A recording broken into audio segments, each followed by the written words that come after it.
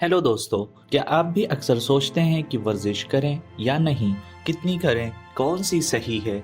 अगर हाँ, तो अब सोचिए मत। Ask MedWiki. मेडविकी पर आपको मिलेंगे आसान और काबिल एतमाद जवाबात, चाहे बात हो वर्जिश की, ग़िज़ा की या दवाओं की। अब बात करते हैं आज के सबसे ज़रूरी मौजू की, बालिग अफराद के लिए वर्जिश। आज की दौड़ भाग वाली जिंदगी में हम घंटों तक बैठकर काम करते हैं, नींद पूरी नहीं लेते और जिस्म को मुतहर्रिक रखने के लिए कोई खास हरकत नहीं करते। लेकिन क्या आप जानते हैं कि 19 से 64 साल की उम्र के दरमियान अगर आप बाकायदगी से वर्जिश ना करें तो दिल की बीमारी, मोटापा, ज़हनी दबाव और डायबिटीज जैसी सेहत के संगीन मसाइल पैदा हो सकते हैं। इसलिए माहिरीन का कहना है कि इस उम्र के हर फर्द को हफ्ते में कम अज कम 150 मिनट की दरमियानी शिद्दत वाली जिस्मानी सरगर्मी जरूर करनी चाहिए, जैसे तेज चहलकदमी, साइकिल चलाना या हल्की एरोबिक वर्जिश। अगर आप ज्यादा शिद्दत वाली वर्जिश करते हैं, जैसे दौड़ लगाना, तैराकी या ज़ुम्बा, तो हफ्ते में 75 मिनट की सरगर्मी भी काफी है। लेकिन सिर्फ कार्डियो से बात नहीं बनेगी। हफ्ते में कम से कम